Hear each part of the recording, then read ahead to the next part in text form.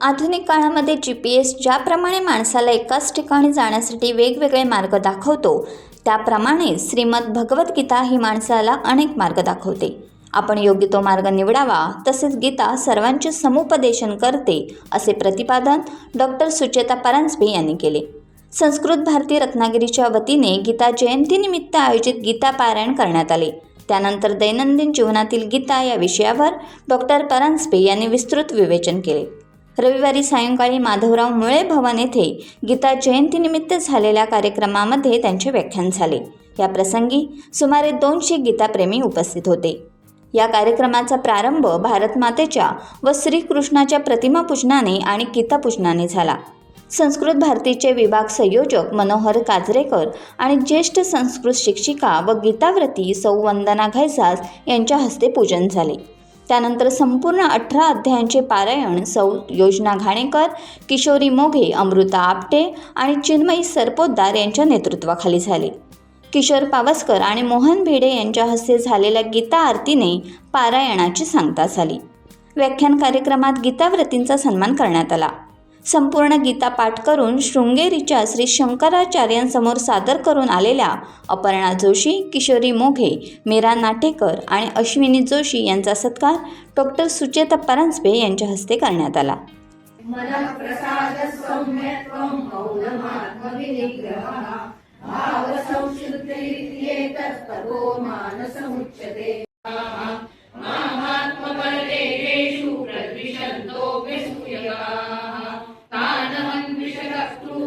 संसारेषु नराधमान् श्रीकाम्यरस्रमशुभान् आसुरेष्वेव योनिषु कामक्रोधस्तथा लोभस्तस्मादेतत्त्रयं त्यजेत् एतैर्विमुक्तः कौन्तेय तमोद्वारैस्त्रिभिर्नरः आचरत्यात्मनः श्रेयस्ततो याति परां गतिम् यः शास्त्रविधिमुत्सृज्य वर्तते कामकारतः न स सिद्धिमवाप्नोति न सुखं न परां गतिम् तस्मात् शास्त्रं प्रमाणन्ते कार्याकार्यव्यवस्थितौ ज्ञात्वा शास्त्रविधानोक्तं कर्म कर्तुमिहार्हसि. ॐ तत्सदिति श्रीमद्भगवद्गीतासु उपनिषत्सु ब्रह्मविद्यायां योगशास्त्रे श्रीकृष्णार्जुनसंवादे दैवासुरसम्पद्विभागयोगो नाम षोडशोऽध्यायः. ओम श्री कृष्णार्पणमस्तु. पण एनिवे प्रश्नोत्तरीतनं हे सगळं पुढे जात असतं, ते पण महत्वाचं. मग अर्जुन प्रश्न विचारतो की तू सांगतोस ध्यान योग कर, कुठे खरं सांगा. मी तर पहिल्या वेळेला जेव्हा म्हटलं का डोळे मिटून शांत बसावं, ध्यान बिन पर्यंत मी पोचलेलीच नाही अजून. डोळे मिटल्यावर पहिला विचार काय आला, उद्या गवारीची भाजी करायची, आज निवडून ठेवलं पाहिजे. म्हणजे किती आपण संसारात लडबडलेलो असतो हे बघा. आता आता कुठे जरा मन स्थिर व्हायला लागलं, त्याला सगळे केस पिकावे लागले, आयुष्यात सगळे चांगले वाईट अनुभव यायला लागले. पण शांत मन राखणं हे खरोखर अवघड आहे. आणि कृष्ण त्याला सांगतो कसं मिळेल, अभ्यासेन तू कौंतेय वैराग्येन. म्हणजे आधी वैराग्य म्हणजे काय, याच्यातून मन काढून घे. भाजी काय करायची हे महत्वाचं नाहीये. आणि अभ्यास म्हणजे पौन पुण्येन प्रवृत्ती. अभ्यास म्हणजे पुन्हा पुन्हा तीच गोष्ट करणं. आणि म्हणून आज सुद्धा मुलं अभ्यास करतात ना, तेव्हा तेच तेच तेच तेच रटना म्हणतात हिंदी मध्ये, तसं ते भोकमपट्टी करत असतात. पण अभ्यास म्हणजे ती गोष्ट पुन्हा. तेव्हा माझ्या मनात जे विचार आले, आणि आता सकाळी प्राणायामानंतर मी जर डोळे मिटले, तुम्ही करत असाल तर तुम्हाला काहीतरी वेगळी अनुभूती येते. आणि हे गीतेतनं शिकता येते की अभ्यास. आपण कुठे सर्वसामान्य माणूस कुठे पतंजलीचं योगसूत्र वाचायला जाणार आहे, पण गीतेमध्ये हे सांगितलंय हे महत्वाचं. आणखीन एक गोष्ट मला सांगायची गीतेबद्दल जी मला अतिशय आवडते. माझ्या मते गीता काउन्सिलिंग करते. हा शब्द मी मुद्दाम वापरला कारण आजकाल समुपदेश या शब्दाला एक वलय आलेलं आहे. आणि काही जावं बरं का, माझं त्यांच्याकडे न जाण्याला म्हणजे असं काही माझा हेतू नाही असं बोलायचा, पण आपल्याकडे घरातच समुपदेशक असतो. आई असते, काकू असते, शेजारच्या मावशी असतात, सगळ्यांकडनं आपण समुपदेशन घेतो. आणि गीता सायकोलॉजी शिकवते. म्हणजे संगात संजायते कामः कामात क्रोधो विजायते. हे काय आहे बघा, संग म्हणजे आसक्ती. त्या आसक्तीमुळे तुमच्या मनातला काम म्हणजे फक्त त्या अर्थाचा काम नाही, कुठलीही वासना ही दृढ होते आणि तिची अपेक्षा पूर्ती झाली नाही की राग येतो. हे काय, मला आता हे हवं होतं ते मिळालंच नाही, म्हणजे ते पण आपल्याला वाईट असतं. क्रोधात भवती सम्मोहः. एक पहिली गोष्ट लक्षात घ्या, सम्मोह शब्दाचा अर्थ, आपल्याला मोह म्हणजे काय आहे, कसला तरी मोह झाला, लाडू खाण्याचा वगैरे, असं लोभ या अर्थाने वापरतो. संस्कृत मध्ये सम्मोह म्हणजे अज्ञान सुद्धा नाही, पण काय करावं आणि काय करू नये हे सुचत नाही, त्याला मोह असं म्हणतात. म्हणून बघा ना, षड्रिपूंच्या यादीमध्ये मोह पण आहे आणि लोभ पण आहे. मग दोन्ही एका अर्थाचे शब्द हे नाहीच आहेत. मग तो सम्मोह होतो. मग स्मृती विभक्त कळत असते, अरेच्या हे करावं का ते करावं, सदसद विवेक बुद्धी ज्याला म्हणतो ती नाहीशी होते. आणि ते कळलं नाही की बुद्धिनाश झालं. मग आणि बुद्धिनाशात प्रणश्यती, संपलं. म्हणजे हे का सुरू झालं, संग उर्फ आसक्ती.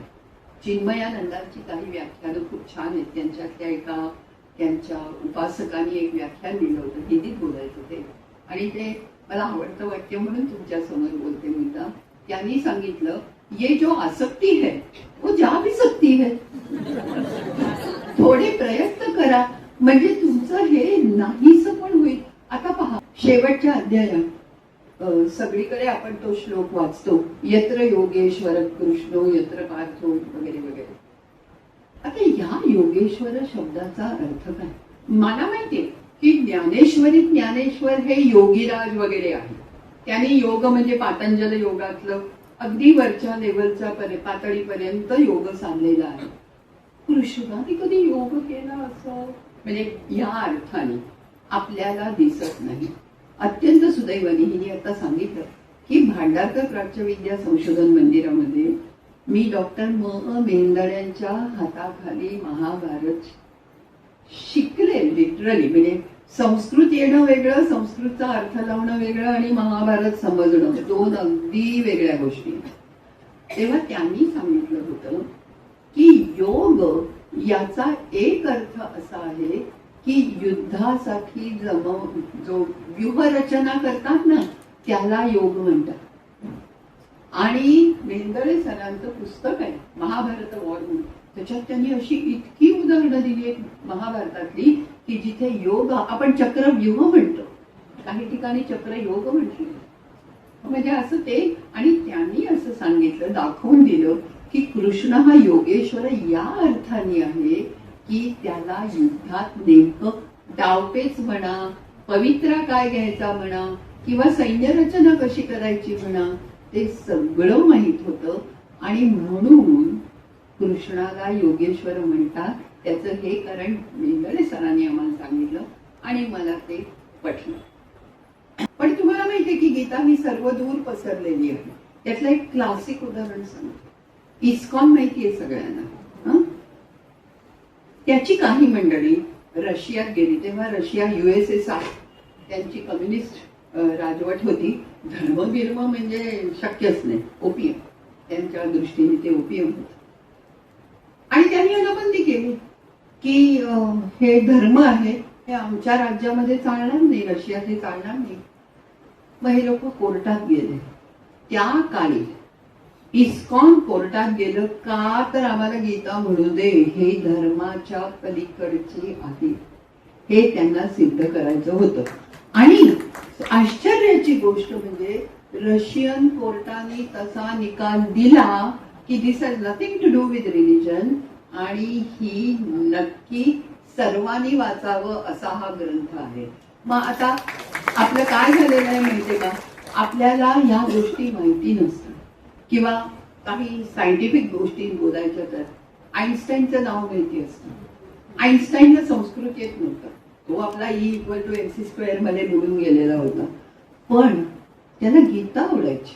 त्याच्या टेबलवर कायम एक गीतेचं भाषांतर असायचं. मधलं वेळ मिळाला की नुसतं चालायचं. गीता कुठूनही सुरू केली, कुठलाही श्लोक सुरू केला तर तुमच्या हाती काहीतरी ज्ञानाचे कणच लागतात. पण याच आईन्स्टाईन बरोबर मला अत्यंत आवडणारा एक सायंटिस्ट आहे ओपेनहायमर. आणि ओपेनहायमर म्हणजे क्वांटम फिजिक्स त्यांनी युरोपमधनं अमेरिकेत आणलं आणि पहिला न्यूक्लिअर ॲटम बॉम्ब जो बनवला त्याचा तो जनक आहे. त्यांनी फक्त शास्त्र वापरलं.